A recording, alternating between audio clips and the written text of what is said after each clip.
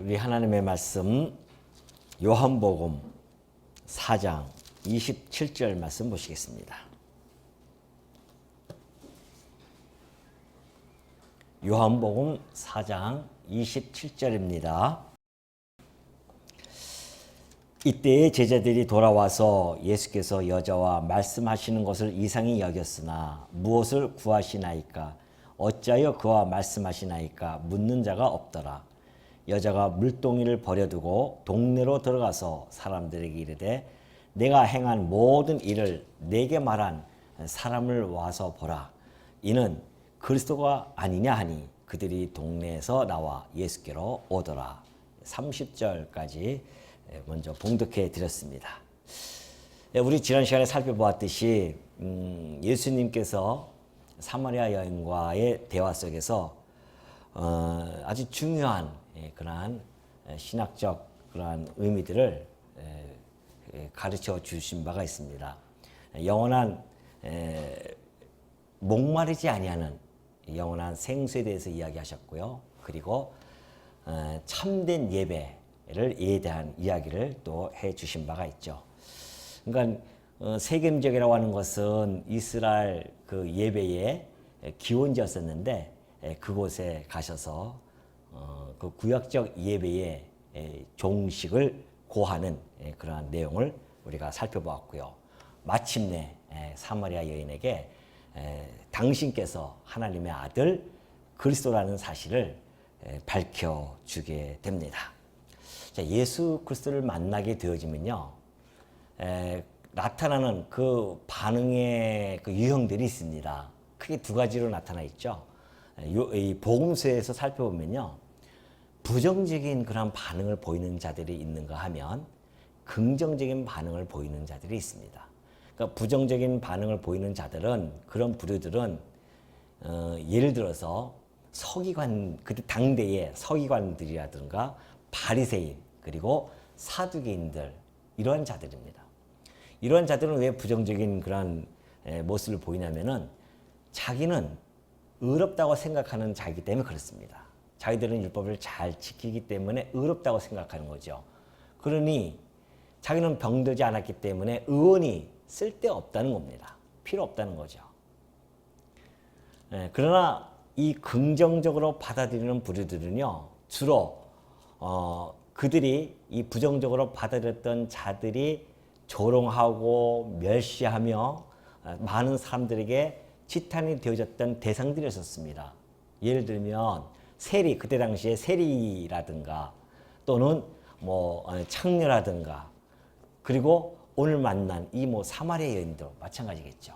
이런 자들은 자기네들이 죄인이라고 생각하는 자들입니다. 나는 죄인이야라고 생각하는 자들은 병들었다고 생각하기 때문에 의원이 필요하잖아요.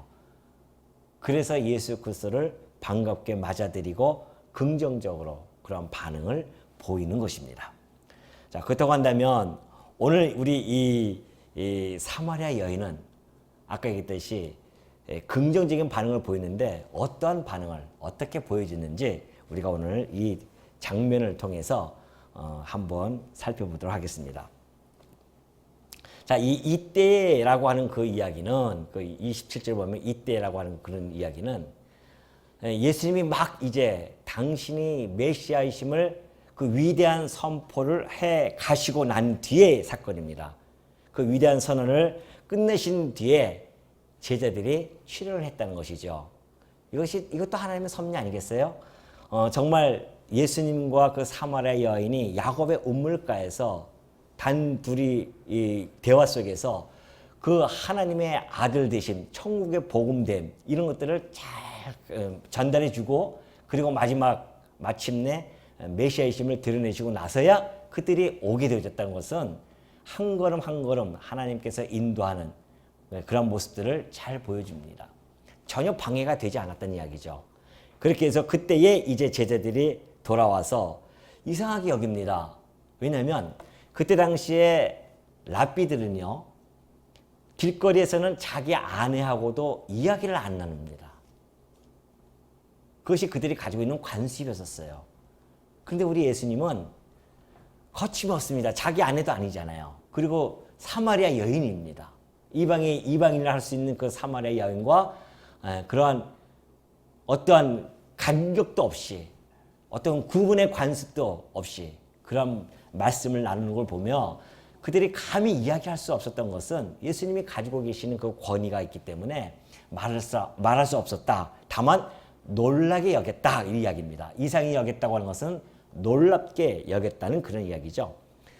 그러면서 28절에 보면 이제 여자가 물동이를 버려두고 동네에 들어갑니다. 사실 이 단어가 물동이를 버려두고 갔다고 했을 때에 이 사마리아 여인이 예수님을 만나고 나니 그리스도를 만났잖아요. 너무 흥분이 돼가지고서는 물동이를 버려두고 갔나 보다라고 그렇게 스쳐 지나갈 수도 있습니다.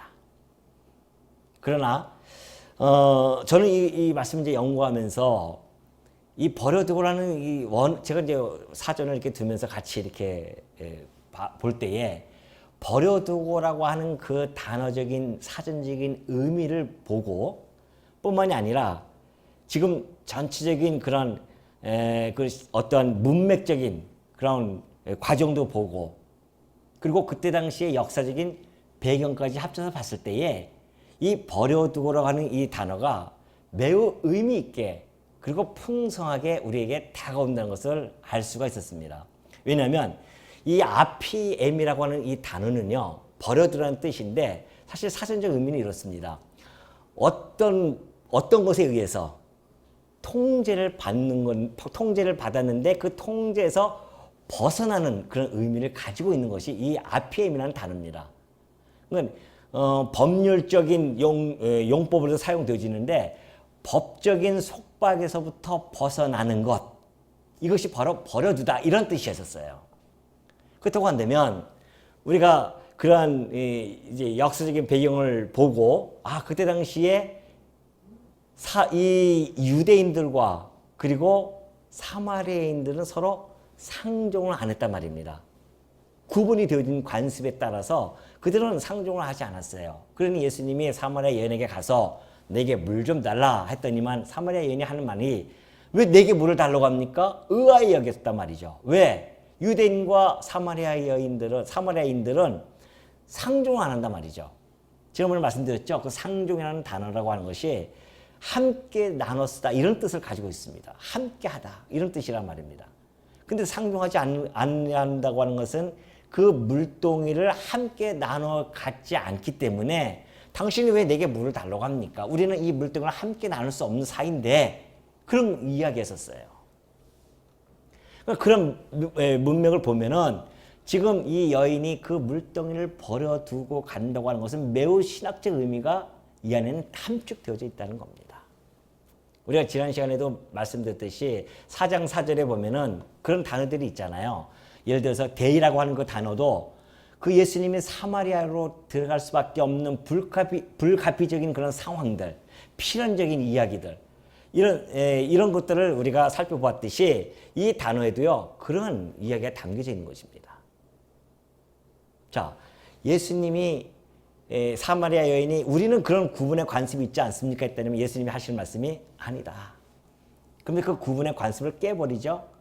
그리고 더 나아가서는 그 여인이 궁금했던 이 장소에서 예배를 드려야 정통성이 있습니까? 아니면 사마리아야 예루살렘에 가야 그 예배의 정통성이 있습니까? 라고 물었던 그 여인에게 예수님은 이곳에서도 말고 예루살렘에서 말라라고 하는 그 구분의 관습에 대한 혁파를 말씀해 줬단 말이죠.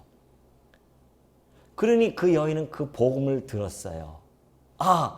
메시아가 오면은 이 모든 것들이 다 없어지고 그리스도 안에서 하나가 되어진다는 사실을 그가 깨닫게 되어집니다.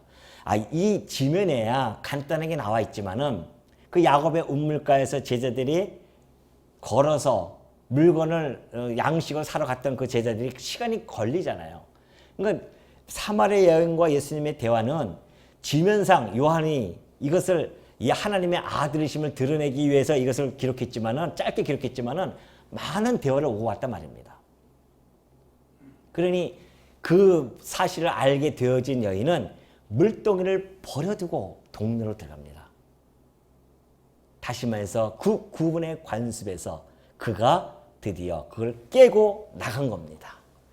예수님이 이미 깨셨고요. 그와 더불어서 그와 대화를 나눴던 그 사마리아 여인도 예수가 하나님의 아들 메시아이심을 그가 깨닫고 나서는 자기도 그 관습을 버려버린 겁니다. 그래서 그걸 냅두고 간 거예요. 주여, 이제는 우리가 서로 상종하는 관계가 아니라 당신과 나는 뭐예요? 그리스도 안에서 우리가 하나가 되어지는 그런 관계가 되어졌기 때문에 마음껏 쓰십시오 라고 하면서 물동이를 두고 그가 떠난 거란 말이죠. 그런 의미가 그 안에는 분명하게 담겨져 있습니다. 물동이라고 하는 것은 그 여인에게는 매우 중요합니다.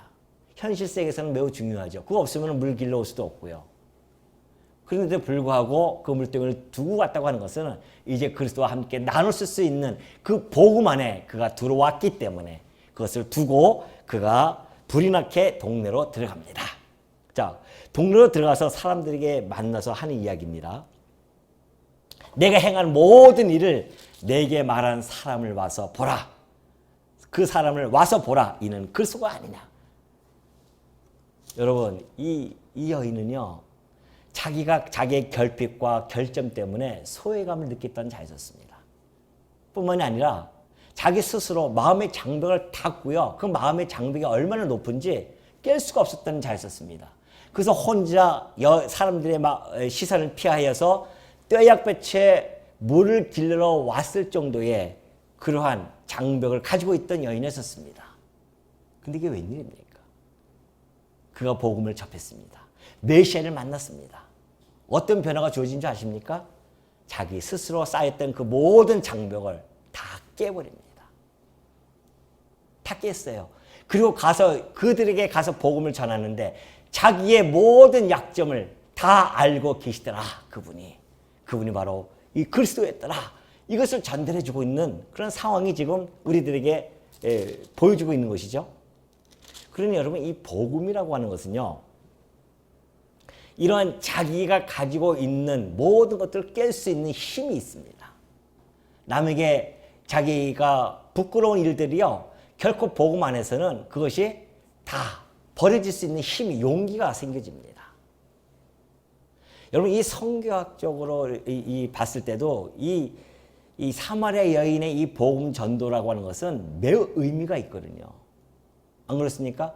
사실 그 복음 전도자, 이 성경에서 복음 전도 여성 전도자로서 이름을 날리는 분은 빌립보의 루디아였었습니다.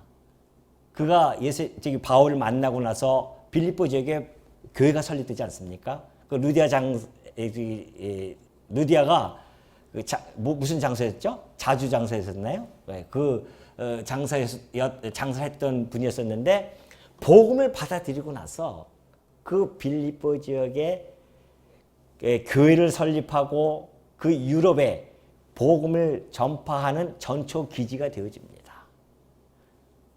그래서 루디아에 대한 평가가 참 많죠. 그러나 제가 봤을 때는 이 사마리아 여인이야말로 최초의 여성 복음 전도자였었습니다. 그러잖아요. 이제 예수님이 막 복음을 전하기 시작할 그 초기에 예수님을 만나고 그는 그 예수를 만나고 나서 최초로 볼모지였던, 복음의 볼모지였던, 그리고 유대인들의 조롱과 멸시를 당했던 그 땅에서 더 나아가서 그 사마리안들에게 소외감을 느꼈던 그 여인이 그 지역의 최초의 복음을 전하는 전도자로서 역사가 진행되어지는 이 장면은 참으로 감격과 감동스러운 장면이 아닐 수 없습니다.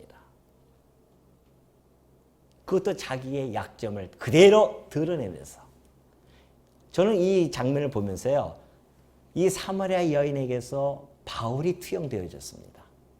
그것이 바로 고린도 후서 12장 9절에 있는 말씀을 통해서 투영이 되어졌다는 겁니다.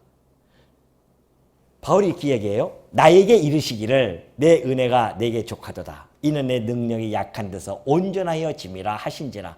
그러므로 도리어 크게 기뻐함으로 나의 여러 약한 것들에 대하여 자랑하리니 이는 그리스도의 능력이 내게 머물게 하려 함이라. 그래요. 자, 바울이 이 이야기를 한 것은요, 바울에게는 가시가 있었어요.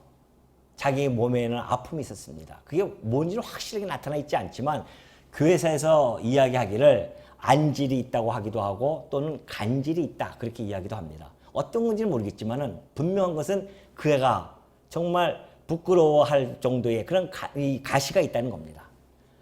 근데 그가 예수님에게 주께 간구를 했어요. 주여, 그것도 3번씩이나 절실히 간구합니다. 이 가시를 내 몸에서 걷어가 주옵소서. 근데 그것이 안 걷어가져요. 근데 그걸 깨닫게 되어집니다. 바울은 뭐라고 이야기하냐면 내가 받은 계시가 너무 크기 때문에 하나님께서 내게 자고하지 아니하도록 이 가시를 주셨도다. 근데 내가 그 가시를 없애달라고 얘기했는데 그때 주께서 내게 하신 말씀이 바로 이 말씀입니다. 고린도후서 12장 9절을 보면 내가 내게 준 은혜가 그걸 족하해. 그런 얘기죠. 내 능력, 그리스도의 능력이 네가 약한 데서 온전해지는 것이다. 그런 이야기를 하셨다는 겁니다. 그래서 바울이 하는 이야기가 나의 여러 약한 것들에 대하여 내가 너희들에게 자랑할 수밖에 없다. 왜? 그것을 자랑하면 자랑할수록 내 안에 그리스도의 능력이 더욱 강하게 나타나고 그 능력이 내게 머물기 때문에 그렇다는 것이죠. 바울은 여러분 아시다시피 당대의 석학이었습니다. 바울은. 그래서 그는 정말 앞날이 창창한 전도 유망한 청년이었어요.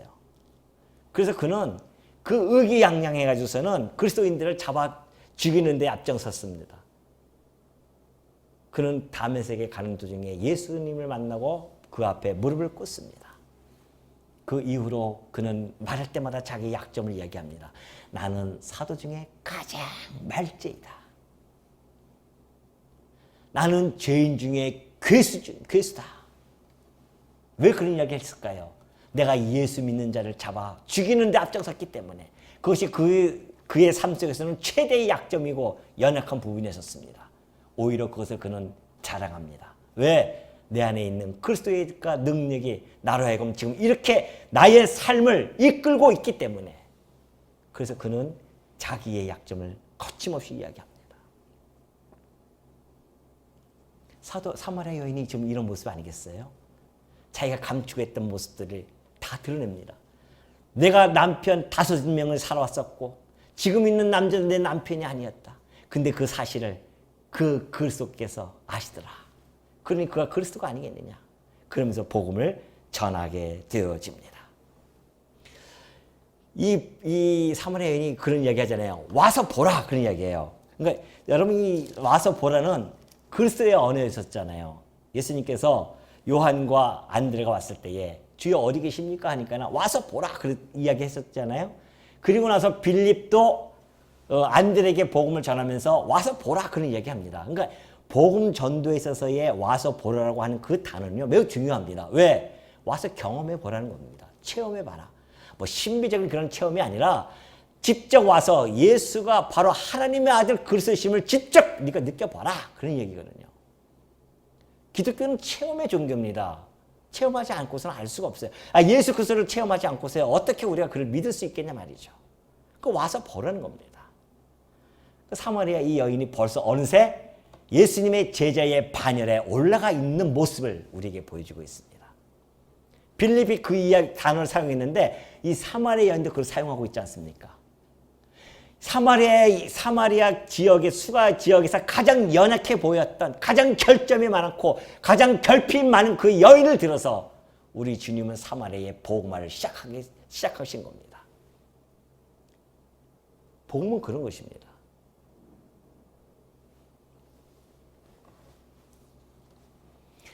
그러면서 예수님이 이제 제자들이 와서 그래요.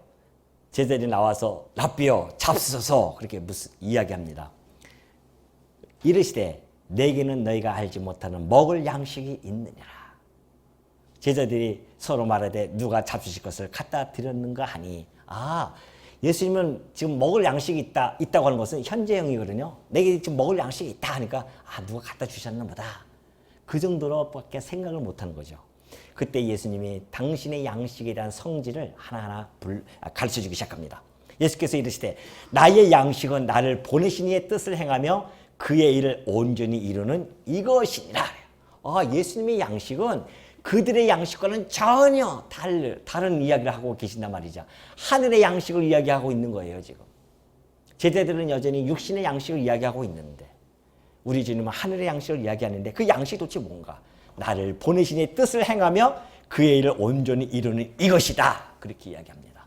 그러면 우리 주님을 보내신 이의 뜻은 뭘까요? 그 뜻이 뭘까요? 우리 주님이 그걸 그대로 해석을 해주십니다. 어디에? 요한복음 6장 39절에서 해석을 해주는데 이렇게 해석해 주죠. 자, 나를 보내신 이의 뜻은 내게 주신 자 중에 내가 하나도 잃어버리지 아니하고 마지막 날에 다시 살리는 이것이니라. 내 아버지의 뜻은 아들을 보고 믿는 자마다 영생을 얻는 이것이니 마지막 날에 내가 이를 다시 살리리라 하시니라. 하나님의 뜻은 하나님께서 당신의 독생자를 보내신 뜻은 내게 주신 자 중에 그래요. 하나님께서 당신의 독생자에게 주신 자들이 있습니다. 몇 명인지 딱 정해져 있어요. 놀라운 거 아닙니까? 내게 주신 자가 있다니까요. 하나님이 그의 아들에게 주신 자가 있어요. 정해져 있단 말입니다. 그 중에 여러분과 제가 들어가 있다고 하는 것은 이게 얼마나 놀라운 사건이겠습니까? 그런데 더 놀라운 것은 내게 주신 자를 어떻게 해요? 하나도 잃어버리지 아니한다는 겁니다. 하나도 잃어버리지 않고요. 그 잃어버린 양들을 찾아서 직접 찾아가셔서 한 마리도 잊어버리지 않고 선한 목자이기 때문에 한 마리도 잊어버리지 않고 다 찾아낸다는 겁니다. 여러분이 한국 땅에서 어느 구석에서 우리가 이렇게 살고 있지만은 우리 주님은 당신이 주신 하나님께서 당신에게 주신 우리 자들이기 때문에 우리를 결코 잃어보지 않고 하나도 잃어보지 않고 끝까지 책임져 주신다는 거 아니겠어요? 그의 손에 들어간 자들은요 결코 그 손에게서 빼앗을 자가 아무도 없습니다. 이 땅에는 그분이 우리의 그리스도이십니다. 왕의 권세를 가지신 분이기 때문에 그의 백성을 그 누구에게도 빼앗기지 않습니다. 그래서 우리가 살만나는 거 아니겠어요? 근데 마지막 날에 그들을 살리는 것, 이것이 우리 주님이 하나님의 뜻이었고 우리 주님이 해야 할 일이었다는 겁니다. 영생을 얻게 하는 것들이죠. 그러니 하나님의 백성이 그의 양식이었습니다. 그 백성을 얻기 위하여 우리 주님께서는 당신의 뜻, 하나님의 뜻을 행하러 이 땅에 오셨고 당신이 하나님의 아들이심을 밝혀내시고 그를 믿는 자에게 영생을 주실 뿐만이 아니라 마지막 날에 끝까지 간직해 두었다가 어떻게 해요? 그들을 다시 부활시키는 이 일까지 우리 주님이 하신 일입니다. 이래서 우리가 마음이 든든한 겁니다. 그분의 실수가 하실까요? 절대 실수하는 법이 없습니다. 그러니 그게 양식이라는 거죠. 여러분 우리 주님께서 하신 말씀이 뭐라고 하십니까? 우리에게 가르치신 기도가 뭐예요? 하늘에 계신 아버지요. 오늘날 우리에게 이러한 양식을 주옵시고 그 양식이 세상에서 먹는 양식은 아닌 걸 분명히 하잖아요. 왜? 예수님께서 하신 말씀이 너희들은 그런 거 구하지 마라. 아버지께서 그것은 다 책임져 주실 테니까. 뭘 구합니까? 무슨 양식을 구합니까? 바로 이 양식이에요. 주님의 양식, 우리가 같이 공유하는 양식이란 말입니다. 그 양식이 뭐예요? 나를 보내신 이의 뜻을 행하며 그의 일을 온전히 이루는 그것. 오늘 여러분이 기도하시면서 아버지여 오늘 우리에게 일용할 양식을 주시옵소서. 그 기도는 오늘 하루 내가 아버지의 뜻대로 행하고 아버지의 일을 온전히 이루는 이 일을 해가게 하옵소서. 이것은 날마다 기도하는 것이 우리의 간구라는 말입니다. 우리가 구할 양식이에요. 그러니 우리가 그 양식을 날마다 구하지 않고 어떻게 살아갈 수 있겠습니까? 오늘도 아버지의 뜻대로 살아가게 하옵소서. 오늘도 아버지의 일들, 나를 통하여 하고자 하시는 그 일을 이루게 하옵소서. 목사면 목사, 장로면 장로, 집사면 집사, 권사면 권사, 내게 주신 은사 따라 주신 그 직분대로 주께 충성하면서 살아가게 하옵소서. 내 직장에서 내가 아버지의 뜻을 분별하면서 살아가는 자 되게 하옵소서. 이 모든 것이 우리가 구할 양식이란 말이죠. 그의 일을 온전히 이루는 이것이다. 그의 일을 그거죠. 예수님께서 오셔서 하시는 일은 탄생서부터 시작해서 그의 사역, 그의 고난, 죽으심, 부활, 이 모든 것들을 통하여 당신이 하나님의 아들 그리스도심을 드러내는 것이고 그것을 믿고 영원한 생명을 줄 수 있는 것, 이런 것들을 우리 주님의 그 양식으로서 삼고 지금 하는 것들이다. 그러니 너희는 예수께서 이르시되 나의 양식은 나를 보내신 이의 뜻을 행하며 그의 일을 온전히 이루는 이것이니라. 너희는 넉 달이 지나야 추수할 때가 이르겠다 하지 아니하느냐. 그러나 나는 너희에게 이르노니 너희 눈을 들어 밭을 보라. 희어져 추수하게 되었다. 그때 당시에요, 격언이 있었습니다. 사람들이 파종을 하고 나면 이제는 막 추수가 기다려진단 말이죠. 추수가 기다려요. 그러니까 넉 달이 남았어요. 아직도 넉 달이 남았구나 하면서 추수에 대한 고대감을 담은 격언이 바로 이 격언이 있었습니다. 아이고 이제 넉 달만 지나면 추수할 때가 오겠구나. 그 고대하는 마음이 있었단 말입니다. 그걸 예수님이 들어서 지금 사용하시는 거죠. 너희들은 그렇게 이야기하지만은 그러나 나는 너희에게 이르노니 너희 눈을 들어 밭을 보라는 겁니다. 지금. 그러니까 그 제자들이 눈을 들어 딱 밭을 보니까 희어져 추수하게 되어졌다. 지금 몇 달 지나고 몇 년 지나가 아니라 지금 이제부터 추수할 때가 드디어 왔다는 겁니다. 근데 마침 그 제자들이 이렇게 들어보니까 그 밭에 누가 오고 있습니까 지금? 누가 오고 있어요? 30절 보니까 그들이 동네에서 나와 예수께로 오고 있었습니다. 사마리아 여인에게 그 말씀을 듣고 막 몰려오기 시작한 거예요. 정말 그리스도가 왔다고? 그리스도를 만났다고 하면서 막 몰려온 걸 본다 말입니다. 예수님이 그 역사적인 현장을 딱 보여주면서 거기에 신학적 의미를 담습니다. 뭐라고 담는지 아십니까? 봐라, 희어져 추수할 때가 되었다. 여러분 그 사마리아 사람들이 무슨 옷을 입고 다닙니까? 흰 옷을 입고 다니잖아요. 흰 옷을 입고 오는 걸 보고서는 예수님이 설마 그것이 휘어졌다 그걸 얘기했겠습니까? 역사적인 현장에서는 흰 옷을 입은 자들이 막 몰려와요. 그걸 예수님이 보시고서는 그걸 신학적 의미를 담아서 이야기하는 거란 말입니다. 무슨 의미요? 그것이 바로 이사야서에 나타납니다. 이사야서 1장 18절 볼까요? 여호와께서 말씀하시되 오라 우리가 서로 변론하자. 너희의 죄가 주홍 같을지라도 눈과 같이 희어질 것이요 진홍같이 붉을지라도 양털같이 희게 되리라. 이 말씀은요, 이제 하나님이 이사야 선지자를 보내가지고서는 너희들 내가 머리 정수부터 시작해서 발끝까지 언제까지 때려야 되겠느냐. 이제 내가 회개하고 돌아와라. 회개하고 돌아오면 너희 죄가 비록 주홍같이 진홍같이 붉을지라도 내가 희어지게 할 거다. 흰 눈처럼 희어지게 할 것이고 양털처럼 희어지게 할 것이야. 그 무슨 말입니까? 회개하고 돌아오면 너희 죄를 없애주겠다는 겁니다. 희게. 이 흰색은요, 종말론적인 색깔입니다. 이게. 계속 보니까 크고 흰 보좌, 하나님이 앉은 보좌가 크고 흰 보좌예요. 예수님도 변화됐을 때 흰 옷을 입고 계셨고 성도들이 입을 옷도 뭐예요?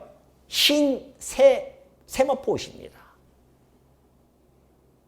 흰색이라고 하는 것은 깨끗하게 되어지는 걸 이야기합니다. 예수님이 지금 제자들에게 밭을 보아라.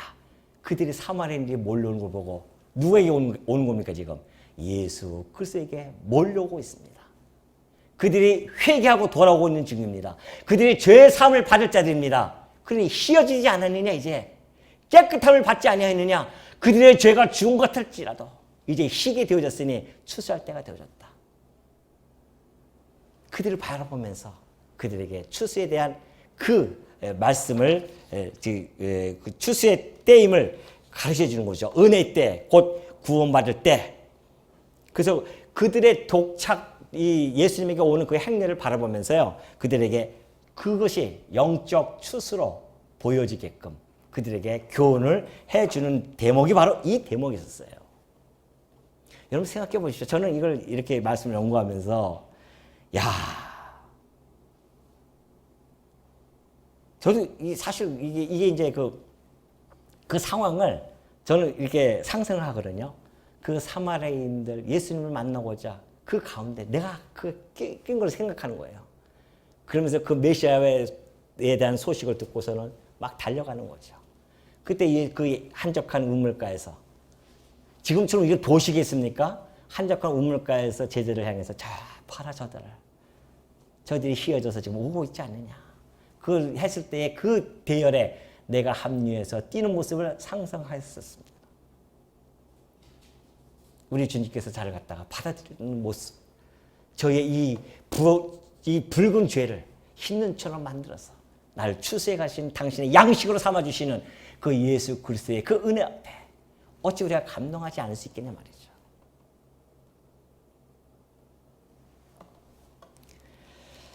(36절) 보니까 거두는 자가 이미 싹도 받고 영생에 이르는 열매를 모으나니 이는 뿌리는 자와 거두는 자가 함께 즐거워하게 하려 함이라. 거두는 자가 누굽니까? 여기서 거두는 자가 누굴까요? 누구겠습니까, 여러분? 한번 대답해 보십시오. 사마리아 여인입니다. 사마리아 여인을 거두는 자예요. 그는 이미 싹도 받았어요. 예수 그리스도를 직접 만났습니다. 그에게 참된 예배를 듣고 메시아이심을 듣고 믿고 그는 복음을 전하러 가는 자였었어요. 그는 이미 영생이라고 하는 싹을 이미 받았어요. 그리고 거두러 추수하러 지금 간 거예요. 그 사마리아 그 지역으로 가서 수가성 지역에 가서 내가 메시아를 보았다. 그러니까 사람들이 진짜 하면서 막 몰려오기 시작한단 말입니다. 그 거두는 이 사마리아 여인은 이미 영생을 받고 영생에 이르는 열매를 지금 모아가지고 오는 중이에요. 그러니 뿌리는 자와 거두는 자가 함께 즐거워하게 하려 하는 것이다. 뿌리는 자가 누구입니까? 예수님이 뿌렸잖아요. 지금. 사마리아 여인에게 복음을 전했습니다. 내가 그리스도야. 그걸 받고서 영원한 생명을 얻게 되어진 이 여인은 쫓아가서 추수할 그 열매들을 주님의 양식들을 몰고 오기 시작하는 겁니다. 얼마나 멋있는 장면이겠어요. 37절 보면 그래요. 그런즉 한 사람이 심고 다른 사람이 거둔다 하는 말이 옳도다. 내가 너희를 노력하지 아니한 것을 거두러 보내었노니 다른 사람들은 노력하였고 너희는 그들이 노력한 것에 참여하였느니라. 이제 37절 38절에는 다시 제자들에게 화제가 돌아갑니다. 한 얘기가 한 사람이 심고 다른 사람이 거두는 거 그것이 옳도다. 그때 당시에 어떤 풍습이었었죠. 그것이 맞다. 그걸 빗대어서 우리 주님이 하시는 말씀이 내가 너희로 제자들에게 너희가 노력하지 않은 것을 내가 거두러 보내었다. 이미 과거형으로 말씀하십니다. 그리고 너희는 그들이 다른 사람들은 노력하였고 너희는 그들이 노력한 것에 참여하였느니라 그래요. 자, 생각해 보십시오. 이게 무슨 얘기냐면 자, 가깝게는 아브라함 때부터 시작합니다. 가깝게는 아브라함 때부터 이들이 이 선지자들 아니겠어요? 이들이 얼마나 뿌렸는지 모릅니다. 뭐에 대해서? 오실 메시아를 전합니다.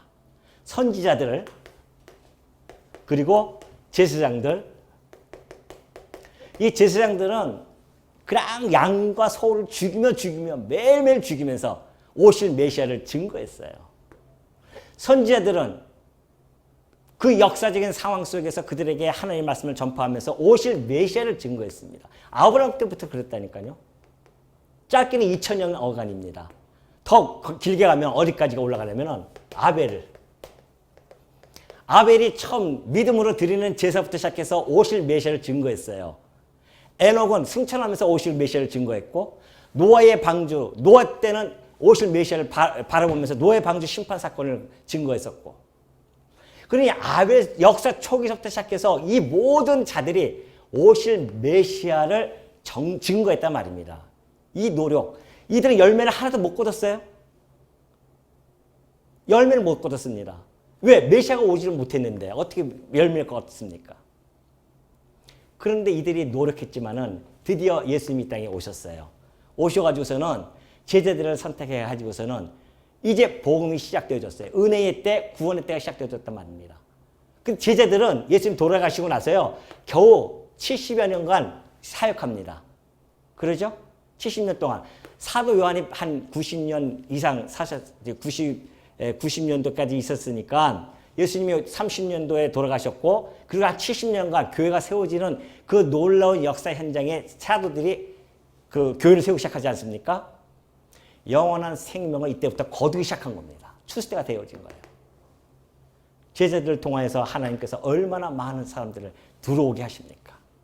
이들이 노력하지 않았는데 이들은 열매를 거두는 자들이었습니다. 사도들은. 예수님이 하시는 말씀이 이들은 노력하였는데 다른 이들은 너희는 그 노력한 것을 어떻게? 거둘 자들이다. 그 열매가 지금 2000년 예수님 오실 때까지 이 추수 때입니다. 이따가 추수 때 계속 열매를 당신의 영원한 생명을 주신 자들을 하나하나 다 걷어내십니다. 그리고 마지막 때에는 우리를 다 살려내실 것이고요. 우리가 지금 주님의 양식으로서 하나하나 계속 걷어들이고 있는 중입니다. 마지막 재림 때가 수장절 아닙니까? 그 수장절 때는 곡식을 다 모아놓으면 끝이에요. 하나님께서 내게 주신 자가 다 모아주면 이제 끝나는 거다 너희들은. 지금 모아주고 있는 중 아닙니까? 그 모아주는 그 양식 중에 그 알곡 중에 여러분과 제가 들어가 있다는 이 놀라운 사실. 어찌 이 아침에 우리가 정말 소름 돋지 않을 수 있겠냐 말이죠. 어찌 감동과 감격이 있지 않을 수 있겠냐 말이죠.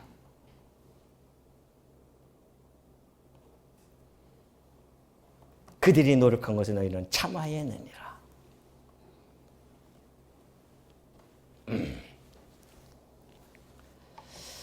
자, 그러면서 39절 넘어가니까 여자의 말이 내가 행한 모든 것을 그가 내게 말하였다 증언하므로 그 동네 중에 많은 사마리아인들이 예수를 믿는지라. 여자의 말이 내가 행한 모든 것을 아까 그 얘기죠. 내가 행한 모든 것을 그가 내게 말하였다 증언하므로 동네 중에 많은 사마리아인들이 예수를 믿어요. 놀라운 역사가 벌어지는데요. 글쎄의 풍성한 양식들이 막 모아지기 시작하죠. 그 글쎄의 양식은요, 하나님을 영화롭게 하는 겁니다. 요한복음 17장 4절에 보면은 그래요. 아버지께서 내게 하라고 주신 일을 내가 이루어 아버지를 이 세상에서 영화롭게 하였사오니 그래요. 아버지를 영화롭게 하는 건 뭡니까? 우리가 대우리 문답에서 처음에 일본이 뭐 했었어요? 인간의 참된 목적이 뭔가? 하나님을 영화롭게 하는 겁니다. 성도들이 하나님께 영화롭게 하는 것은 바로 이 일에 아버지 일을 우리에게 주신 일을 해 나가는 것. 그 일을 통해서 아버지가 영화롭게 되어지죠. 우리 주님에게 주신 일, 바로 그 일. 내가 독생자로서 하나님의 아들, 곧 그리스도라는 사실을 다 드러내줬습니다. 그로 말미암아 영원한 생명을 얻는 자들이 들어오기 시작했고, 그래서 아버지께서 약속하신 대로 그의 뜻을 다 이루심으로 말미암아 아버지를 영원롭게 하신다는 것이죠.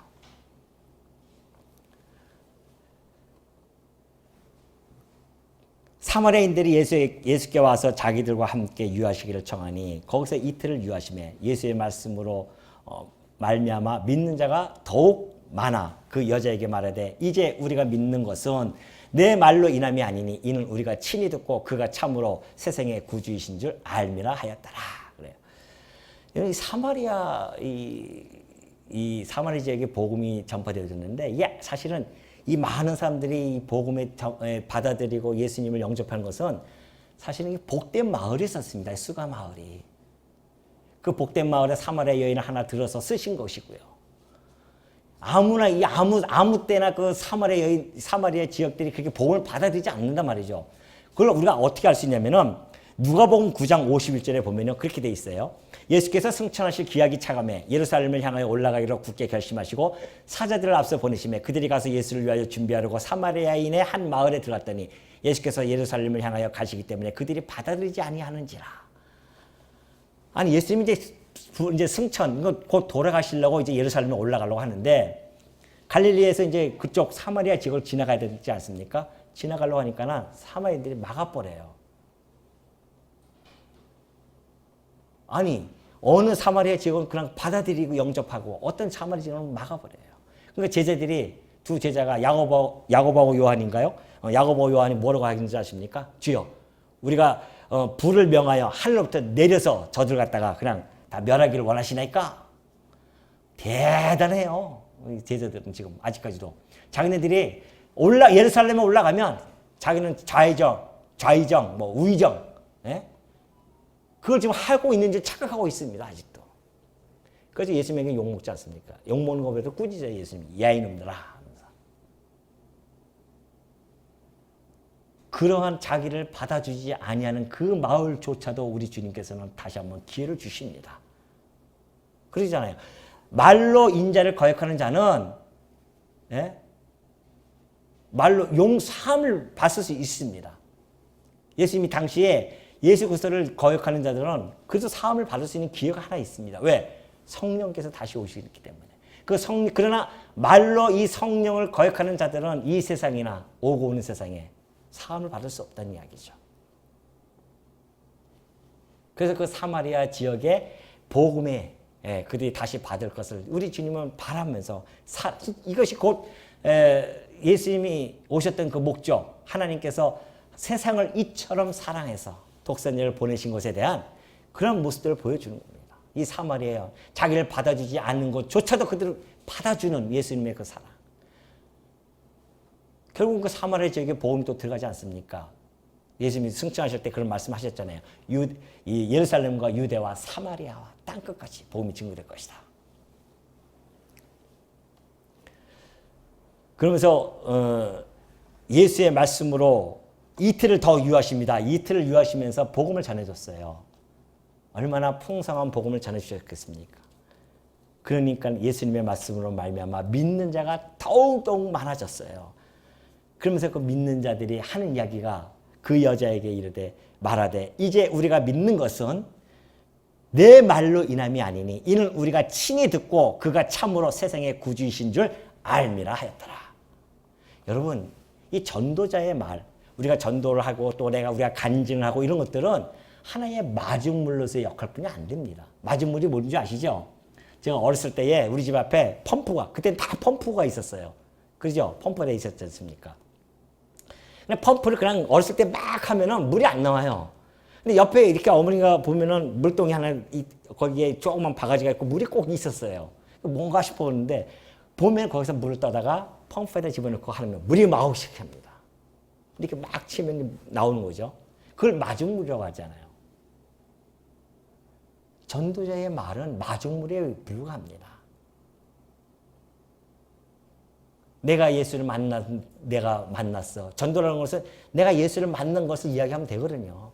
뭐 그냥 이 거창하게 뭐 성경 신학 이걸 얘기할 것이 아니라 내가 예수를 만나서 내가 평안해졌어.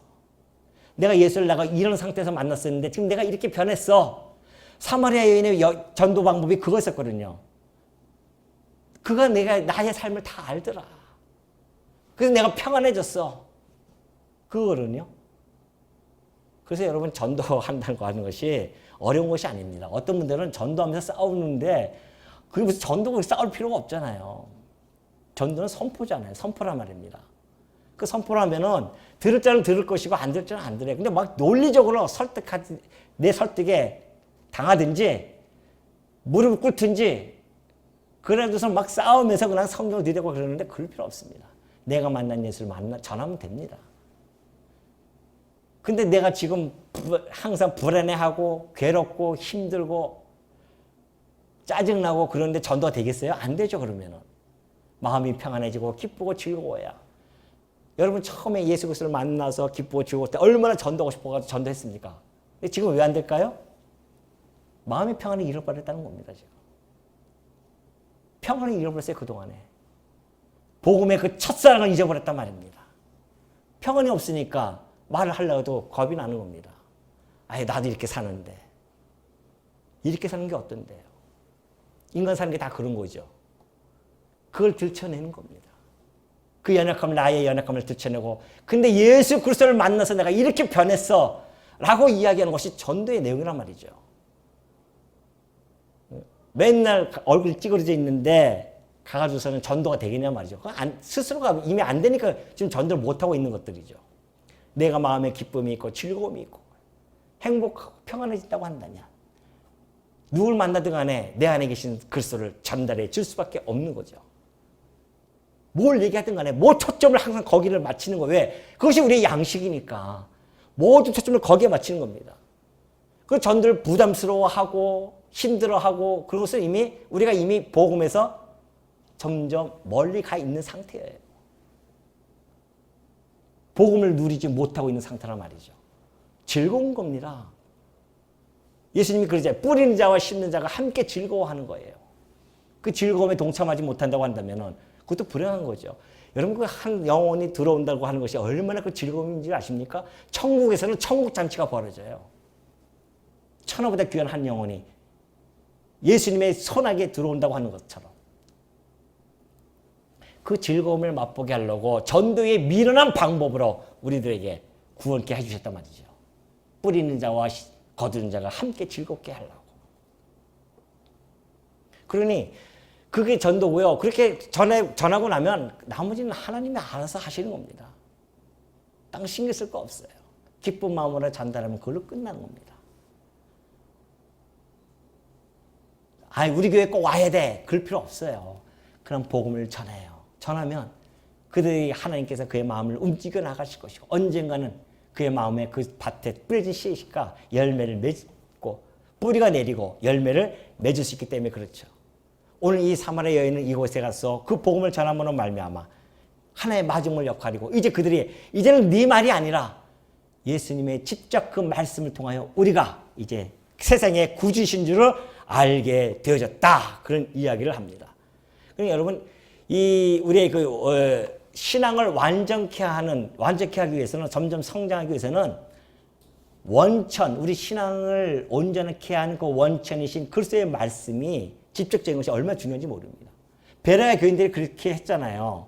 바울이 이야기한 걸 듣고서는 정말 그러한가 하면서 날마다 가서 어떻게 해요? 상고합니다. 말씀을. 오늘 여러분 내가 이렇게 전했으면 여러분도 그런가 하고 일주일 동안 가서 말씀을 상고해야 되겠죠. 맞는 말이지. 그럼 우리의 그런 신사적인 신앙이 없다고 한다면은 올바른 신앙으로 갈 수 없습니다. 지금 여기 이들도 이제는 네 말이 아니라 내가 예수님의 그리스도의 말씀을 우리가 친히 듣고 그가 참으로 세상의 구주이신 줄 알았다. 요한복음 3장 16절의 역사가 이곳에서 지금 일어난 겁니다. 하나님이 세상을 이처럼 사랑하사 독생자를 주셨으니 이는 저를 믿는 자마다 영원한 생명을 얻는다고 했는데 이제 이들이 이 세상을 사랑해서 우리에게 구주를 보내셨는데 세상의 구주이신 줄 우리가 이제 알았다고 합니다. 그래서 그들도 드디어 사마리아의 교회가 설립이 되어진 겁니다. 얼마나 멋진 그런 역사가 일어나는지 모릅니다. 이 요한복음 4장은요, 그런 신학적 의미와 성경적 의미가 함축되어져 있는 장입니다. 그냥 슬쩍 지나가서 그럴 장이 아니에요. 깊은 의미가 있습니다. 그러니 오늘 여러분들도 우리가 사마리아인 같은 우리들이었었는데 이곳에 주님의 복음이 전달해져서 우리가 지금 그의 양식이 되어서 살고 있지 않습니까? 그렇다고 한다면 우리도 우리 주님의 뒤를 따라가는 자들로서 주의 그 양식에 함께 동참이 되어지고 날마다 그 양식을 구하는데 하나님의 뜻대로 행하며 하나님의 일을 행하며 살아가기를 날마다 소원하는 것, 이것이 우리 성도들이 가져야 할 자세라는 것 여러분 꼭 명심하시기를 당부드립니다.